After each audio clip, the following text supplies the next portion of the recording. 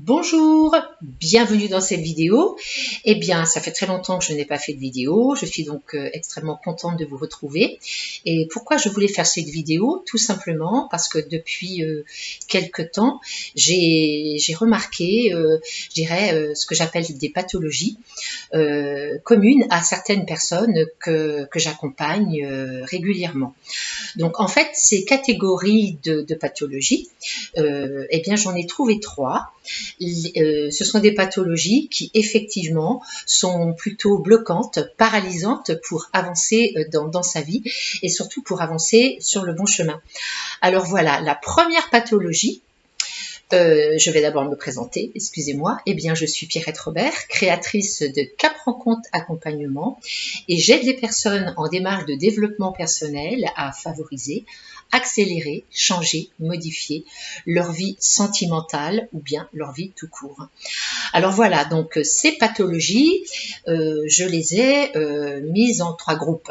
Alors la première pathologie, qui est la plus répandue, est la pathologie de l'attente, qui consiste en fait à croire que l'autre, eh bien, va tout nous apporter, c'est-à-dire on attend comme un sauveur une personne qui va eh bien combler tous nos désirs, qui va solutionner tous nos problèmes, qui va enfin nous donner une raison d'être.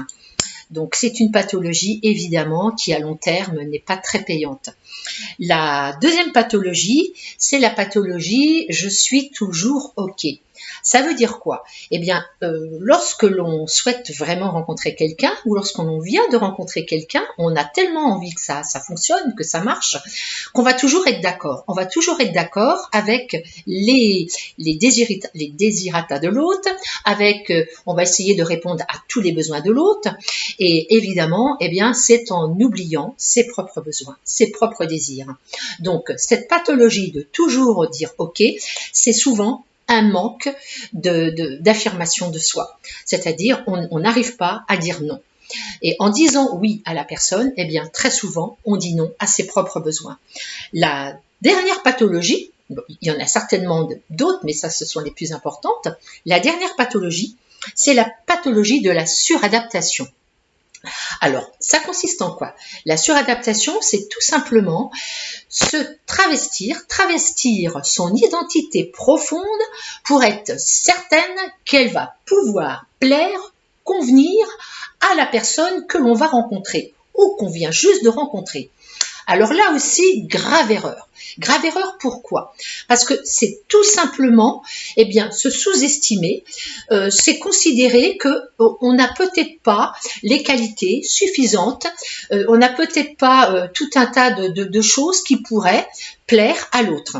Donc, cette pathologie, là aussi, à la longue, elle n'est pas très payante. Alors, évidemment, il y a deux choix.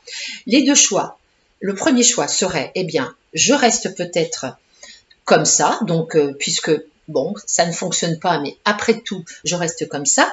Et le deuxième choix, eh bien, serait d'accepter de se sauver soi-même, d'accepter de regarder en face ses peurs, ses blessures, ses freins qui font que l'on va très souvent, eh bien, accepter beaucoup de choses, être dans l'attente, se négliger, se sous-estimer, tout ça dans le but de pouvoir plaire à l'autre.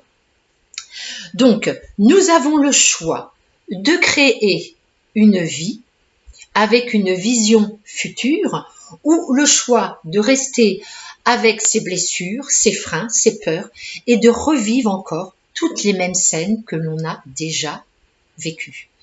Donc, derrière toutes ces pathologies, évidemment, se cachent vos blessures passées, vos peurs, vos freins, vos blocages, vos croyances que vous avez souvent héritées des croyances familiales, des croyances qu'on vous a fait, qu'on vous a dites tout au long de votre vie.